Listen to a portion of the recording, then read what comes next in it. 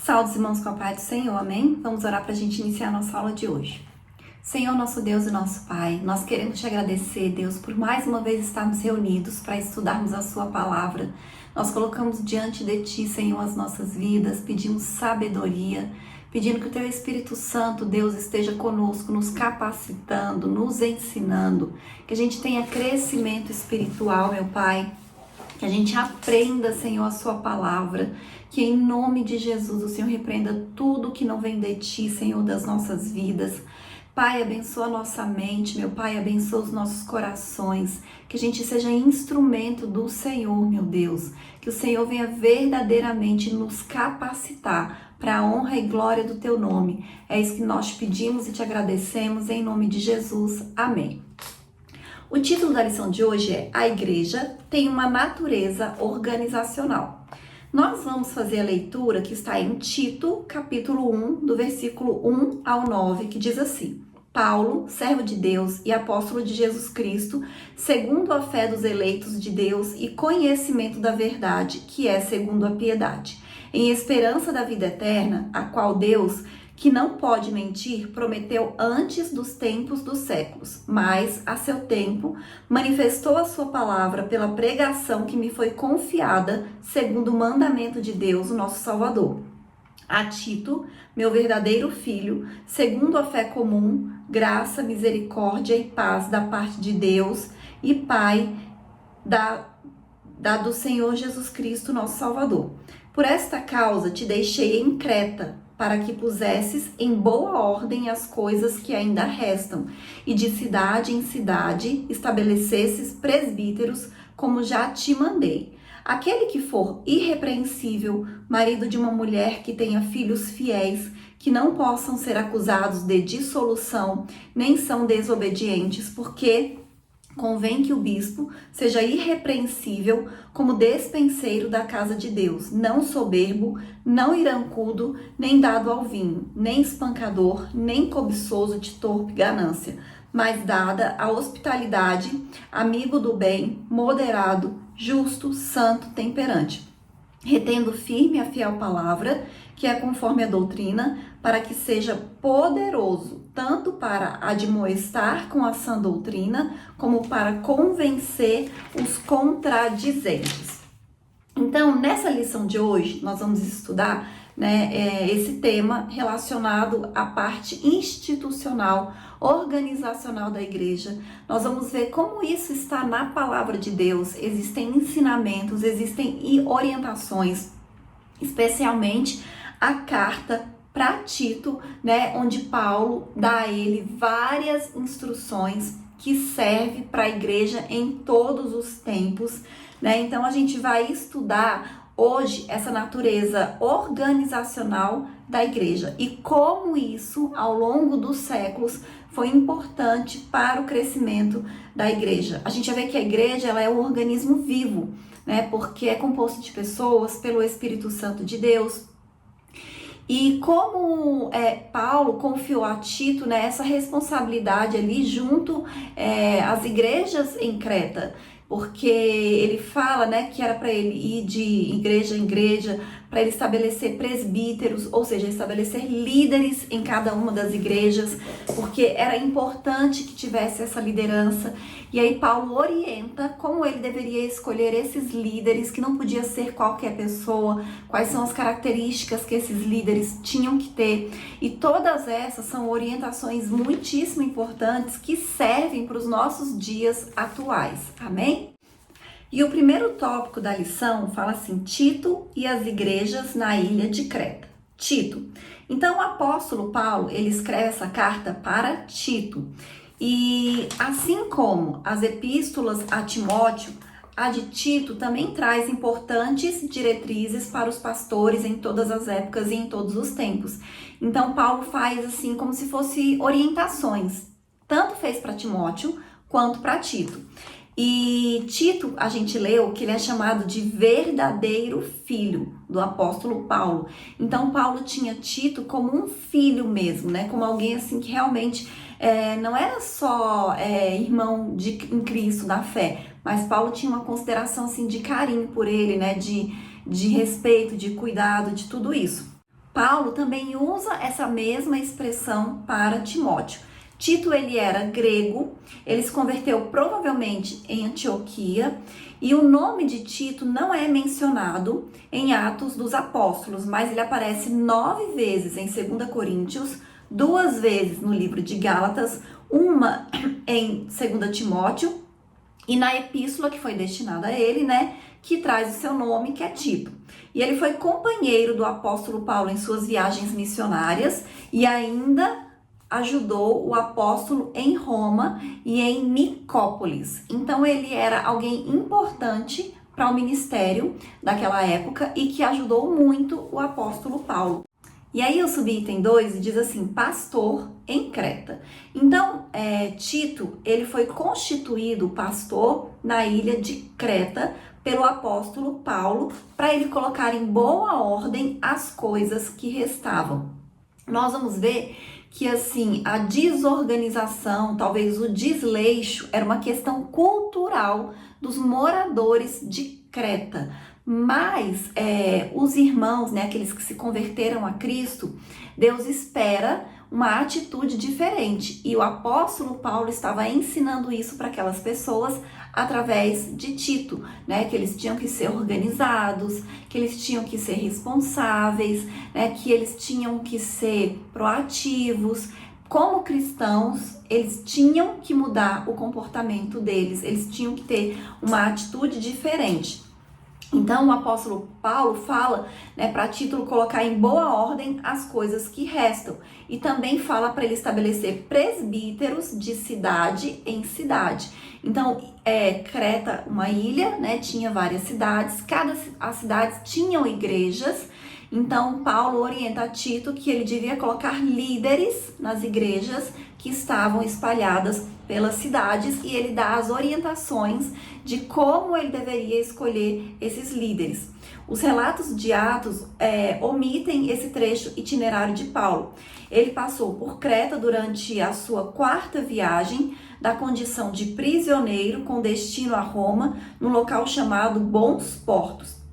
E pelo que parece, foi nessa ocasião que ele deixou Tito em Creta.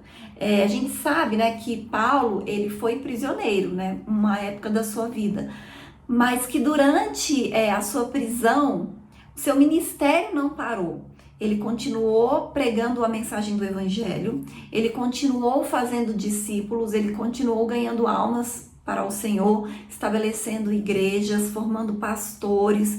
Então, mesmo preso, o ministério de Paulo não parou. E aí o próximo subitem fala sobre Creta. Então, em 67 a.C., Roma anexou a ilha de Creta ao seu império, unindo a Cirene no norte da África, nos termos da Líbia, como uma só província.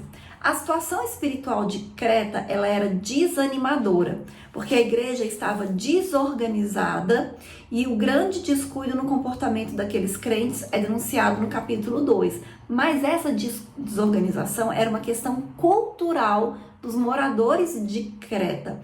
Parece que o relaxamento espiritual era consequência de um relaxamento natural. Então as pessoas já tinham esse comportamento que era característico dos cretenses.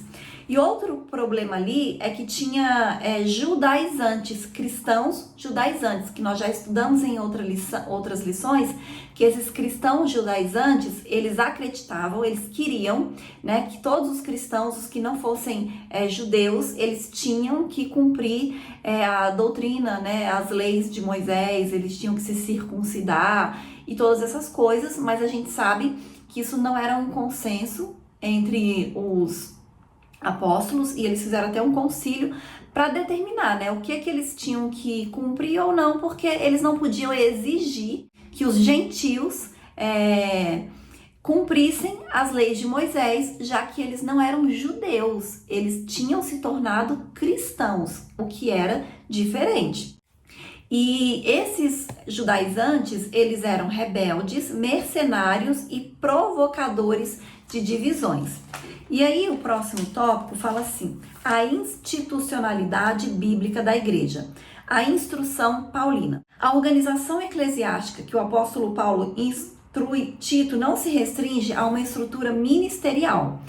Então, estabelecer presbíteros de cidade em cidade, instruir líderes durante a sua carreira apostólica, o apóstolo Paulo ele já vinha fazendo isso porque ele viu que tinha essa necessidade e ele tinha essa sabedoria de Deus, né? Essa sabedoria do Espírito Santo de Deus. Porque ao longo de toda a Bíblia, a gente vai ver que o Espírito Santo, ele sempre está ensinando, ele sempre está capacitando.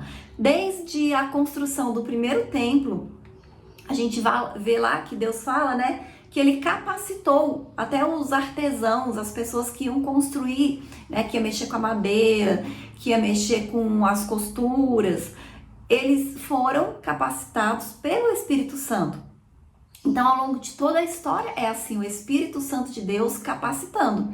E nesse ministério pastoral, né, de Paulo, né, como apóstolo também, ele foi instruído o tempo inteiro pelo Espírito Santo. Então, essas orientações que ele dava, era o Espírito Santo, né, através da vida dele, ensinando para a igreja como devia ser, como devia se organizar, como devia se comportar, como devia agir. Então, é o Espírito Santo de Deus. E o Novo Testamento, ele revela a origem e o desenvolvimento desse governo. O apóstolo menciona os bispos e os diáconos. O contexto da epístola dá a entender que o relaxo e o descuido em que estavam as comunidades cristãs da ilha de Creta era um reflexo da cultura da região. Então, como eu disse, eles viviam assim. Era uma região, era uma população onde as pessoas elas eram descuidadas. E ainda assim existe no nosso mundo, né? Assim, hoje existem países que são muito organizados, a cultura das pessoas é de muita educação, de limpeza, de cuidado com a cidade, de cuidado com a população. E a gente vai para outros países onde eles são totalmente relaxados, descuidados, na questão de higiene, né, de deixarem as cidades sujas, das pessoas não terem cuidado com a sua higiene corporal, não terem cuidado com as suas próprias coisas. Então, assim, ainda existe essa diferença cultural no nosso mundo. E em Creta, né, na ilha de Creta, fazia parte da cultura das pessoas essa desorganização, esse desleixo. E aí Paulo está ensinando os cristãos a serem diferentes, a agirem de maneira diferente. O próximo subitem fala assim, igreja como instituição. Então nós podemos definir organismo como uma forma individual de vida, algo vivente, que vive. Na eclesiologia, o ensino ou estudo sobre a igreja significa ser a igreja um organismo porque é um corpo espiritual e vivo, cuja espiritualidade é gerada pelo Espírito Santo. Então a igreja, ela tem um espírito, que é o Espírito Santo. Ela é viva, é um organismo vivo. Então é uma instituição divina que veio à existência pelo poder de Deus. E o nosso enfoque hoje é a igreja como organização. E quando se fala em institucionalizar a igreja, significa justamente isso, estabelecer uma organização. E desde o início, a igreja ela é organizada. Na igreja, isso foi acontecendo com o tempo, desde os dias apostólicos. Então, o apóstolo tinha em mente uma organização da igreja, e isso desde o princípio. O próximo subitem fala sobre a organização. Então, a gente tem no Novo Testamento alguns lampejos, algumas mostras, né, que aqueles irmãos, eles se organizavam. E agora eu vou falar alguns exemplos a favor da organização eclesiástica. Primeiro, havia local e horário e ordem no culto. A gente vai ver que existem versículos que diz que os cultos, eles eram organizados nas casas no início de algumas pessoas, e aquelas casas era como se fossem as igrejas, e tinha uma ordem no culto. Tem versículos que falam sobre essa ordem no culto, 1 Coríntios capítulo 14 mesmo fala sobre isso. Também tinha reunião de ministério para consagração de presbítero, A gente vê na Bíblia que eles se reuniam para consagrar obreiros, né? E segundo o contexto da época, de uma igreja emergente. Foi realizado um concílio que foi como se fosse uma convenção para tratar de assuntos doutrinários. Então, assim, era muito bem organizado. A igreja, ela já começou muitíssimo bem organizada. E as igrejas, elas tinham serviços sociais, porque a gente vê que fala que tinha, né, cuidado com os órfãos, com as viúvas, para atender essas famílias economicamente fragilizadas. Os capítulos 8 e 9 de 2 Coríntios tratam desse assunto. E havia na igreja de Corinto o que hoje nós chamamos de comissão de ética. Então, assim, era muito organizada. Quando a gente lê o Novo Testamento, o início da igreja, a gente vai ver que era uma estrutura organizada. Tinha uma tesouraria, até o ministério de Jesus tinha um tesoureiro, que também o ministério de Jesus ali, com seus apóstolos, seus discípulos, ele era organizado. Então, a carta de recomendação era mais como um documento, um recurso para garantir a origem e a identidade das pessoas e também um documento onde eles pudessem consultar quando fosse necessário. Então, assim, era uma instituição organizada desde o começo. O próximo tópico fala sobre a questão atual, organismo e organização. Então, a ideia é de que a igreja deve se restringir a um local onde as pessoas se reúnem para adorar a Deus, escutar a palavra de Deus, pregar o evangelho, orar e celebrar as ordenanças eclesiásticas. Dentro da igreja tem líderes, tem departamentos, é tudo muito bem organizado e bem dividido. O que alguns ainda não entenderam é que essas atividades espirituais, elas exigem organização. É importante, a organização ela é importante para o crescimento da igreja. A nossa atitude é mostrar que a Bíblia nos apresenta a igreja como um organismo e, ao mesmo tempo, uma organização e que é organizada, né? Como o nome diz. Nunca devemos nos esquecer de que somos cidadãos de duas pátrias, a terrestre e a celestial. E isso significa responsabilidade com as autoridades civis constituídas, como também com as autoridades eclesiásticas. Nós que somos cristãos, a gente não pode ter problema com submissão. A palavra de Deus nos ensina que nós devemos nos submeter às autoridades constituídas, e isso inclui as autoridades eclesiásticas. O ensino de Jesus é: dai, pois, a César o que é de César e a Deus o que é de Deus. Então a gente tem que se submeter às duas instituições, as instituições terrestres, civis, né, que nós vivemos, e as eclesiásticas e espirituais. A organização da igreja, além de ser uma necessidade natural, é também uma exigência do Estado. Então, hoje, as igrejas locais, as igrejas físicas, elas precisam cumprir e obedecer exigências burocráticas para a sua existência, para o seu funcionamento. Não é simplesmente abrir uma igreja, né? Existem questões burocráticas que precisam ser obedecidas. O próximo subitem fala assim: a experiência pentecostal.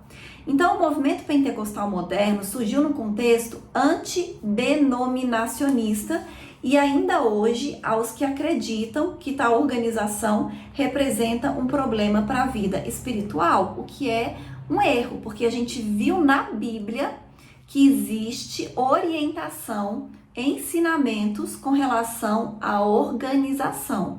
Então, quando a gente vê pessoas sendo contra essa questão organizacional da igreja, na verdade, eles estão indo contra o que ensina a própria palavra de Deus.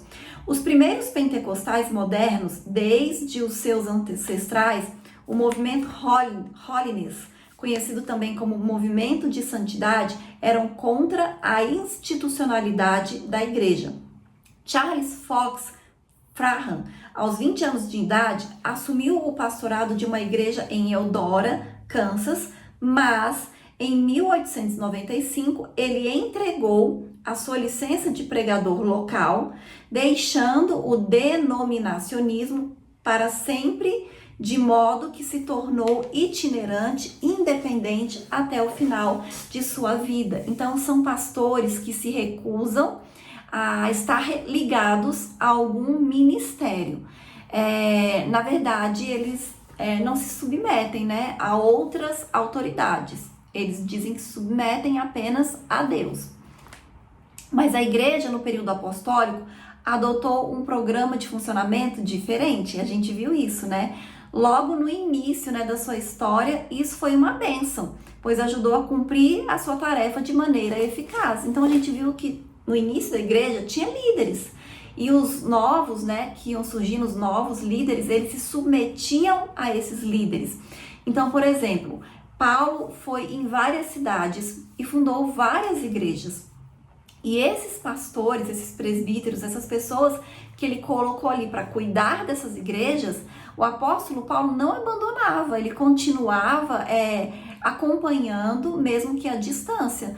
Por isso que tem as cartas, né, que a gente tem acesso, né, as epístolas, porque eram cartas para as igrejas ou para os líderes que estavam cuidando de igrejas. E essas cartas são tão importantes para nós hoje, né? Tem tantos ensinamentos, coisas importantes para até o funcionamento da igreja atual e para a nossa vida espiritual também. E o próximo subitem fala sobre é necessário organizar.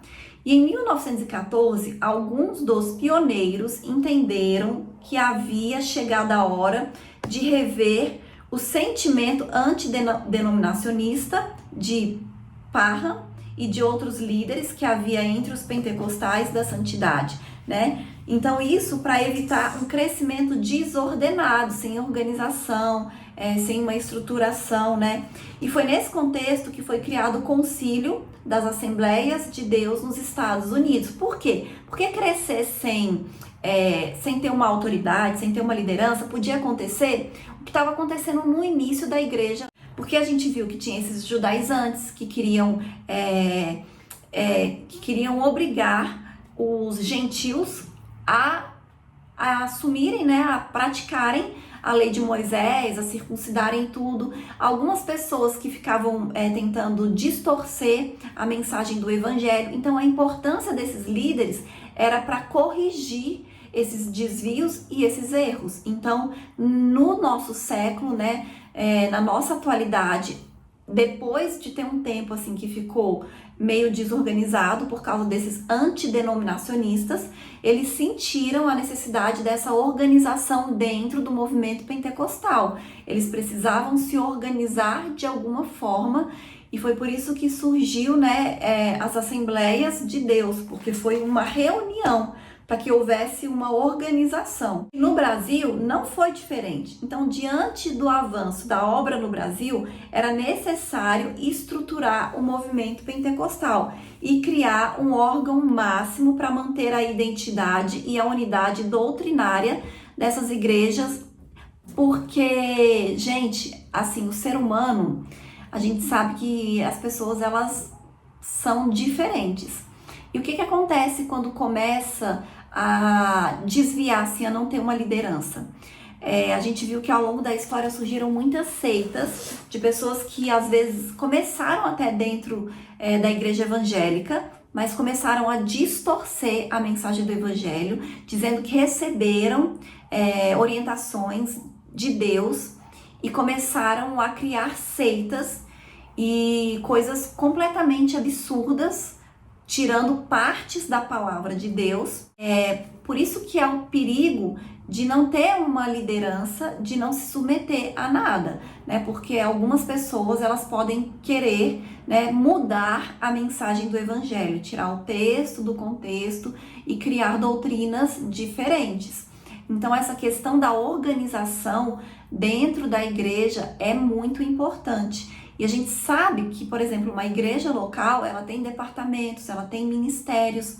Quando a igreja é grande, cada departamento tem um líder, cada ministério tem um líder. Então tem um líder dos diáconos, tem um líder das crianças, tem um líder dos jovens, tem um líder da oração, da intercessão. Então tem muitos ministérios E tem líderes que é para facilitar, não é para prejudicar, mas é para melhorar, para facilitar o funcionamento, para as coisas funcionarem de maneira melhor, né? E então, no início da igreja teve essa organização e a gente viu que houve essa necessidade ao longo dos séculos, né? Também. E eu vou ler a conclusão que diz assim: é importante entender que a organização e o organismo não são elementos excludentes em si, mas o contrário, pois isso ajuda no arranjo entre muitos organismos individuais num sistema geral. A igreja é o povo de Deus no novo concerto. É uma comunidade internacional, uma congregação supranacional de estrangeiros e peregrinos. Seria humanamente impossível ela cumprir a sua agenda missionária, evangelizadora, ensino da palavra e de serviço social em nosso país e no mundo sem uma estrutura organizacional. Então, nós vimos na lição de hoje a importância da organização dentro da igreja. E nós vimos que isso é bíblico, está na palavra de Deus. Eu creio que os irmãos, né, leem a Bíblia e já viram que no Novo Testamento, né, como a igreja foi organizada e como tem muitos versículos que ensinam sobre essa organização, né, do ensinamento da palavra, como deve ser, como devem ser escolhidos os líderes, como devem agir os pastores. Então, assim, existe muitos ensinamentos no Novo Testamento a respeito da organização da igreja e, de fato, esse é um assunto muito importante. Amém? E essa foi a lição de hoje e até a próxima aula em nome de Jesus.